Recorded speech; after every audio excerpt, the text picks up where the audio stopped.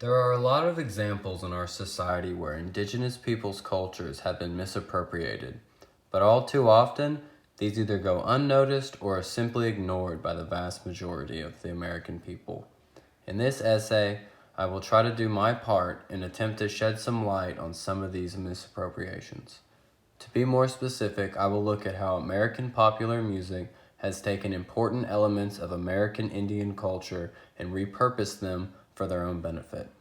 To show this, I will give a couple of specific music examples from the textbook, and then I will go into greater detail about how these songs contain cultural misappropriations. But before I go into that, we need to first establish some definitions. These definitions will help me to show the misappropriations and their negative effects on the native Indian people. The first term is singing redface. Singing redface occurs when non-native people take on the racial archetype of a Native American character through song. This is often referred to in the textbook as the act of becoming native. The second term is idealized sympathy. The textbook describes idealized sympathy as sympathy for an imaginary Native American caricature that issues the voice of appropriation and allows for misrepresentation to become visible. The third term is cultural misappropriation. This is when the culture or cultural elements of one group is adopted by another group and implemented as their own. These elements are quite frequently applied incorrectly. The fourth term is cultural confusion. An example of this is the American culture that cannot tell the difference between a Native American stereotype and what is actually true of the Native American people. This is often because the culture has only witnessed what is put in the media or what they have seen, and a lot of it is misrepresentative stereotypes. The fifth term is blackface minstrelsy. During the 1850s, this was a popular form of entertainment where there were typically small skits or performances that had white people in blackface acting like African Americans and singing songs that were typically often not sung by Native American people. The sixth term is playing Indian. This is when a non-native person, pretends to be an Indian or pretends to be what they perceive to be a Native American person. This is done at all ages and can be seen when children play cowboys in Indian or when grown adults can be seen wearing Indian regalia. A good musical example would be in the Disney's animated movie Peter Pan. There's a song called "What Makes the Red Man Red." This came out in 1953, and during the scene, Peter Pan and the Lost Boys and the three children are all returning Tiger Lily safely home to her dad, the big chief.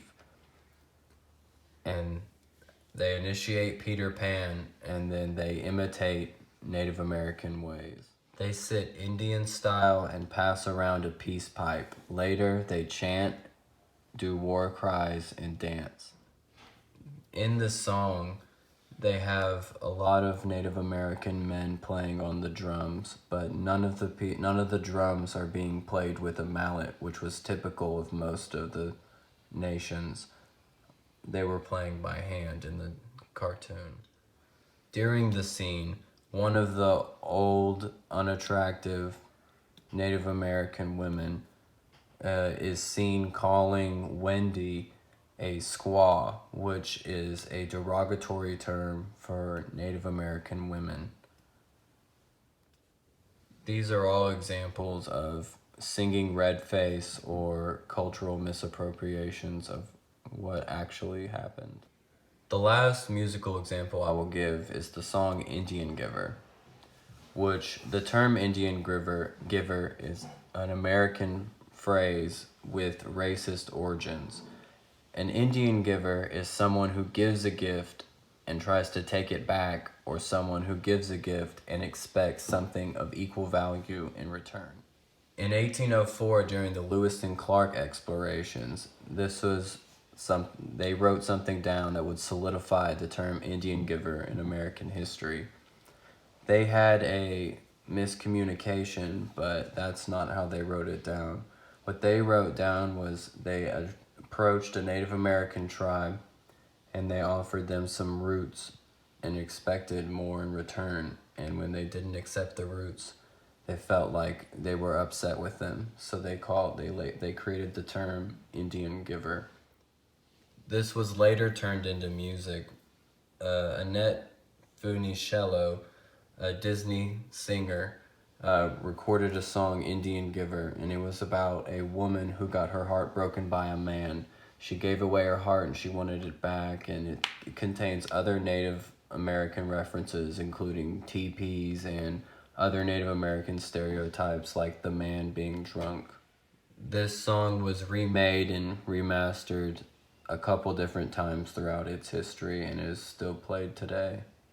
And all this does is reinstill the negative meaning of the word an Indian giver. Because when you call someone a giver, it's not bad, but when you call someone an Indian giver, it gives a negative connotation. The misappropriations of indigenous native peoples' cultures into American songs and other media platforms like television or music all too often bring negative and untrue stereotypes about the American Indian person into the lives of people who've never met a Native American person before.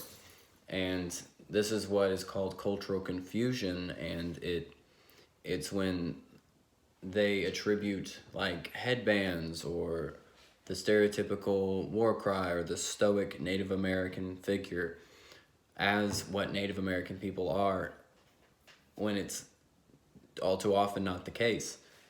That's what cultural confusion is, because they don't know better. And that's what's so wrong with like all the things we've talked about in this essay, in this video. That's why it matters, because it sheds a negative light on a whole group of people and inhibits them from reaching their full potential. And as we can just spread the blatant awareness, then I think it will be all right then. I don't know. Thank you.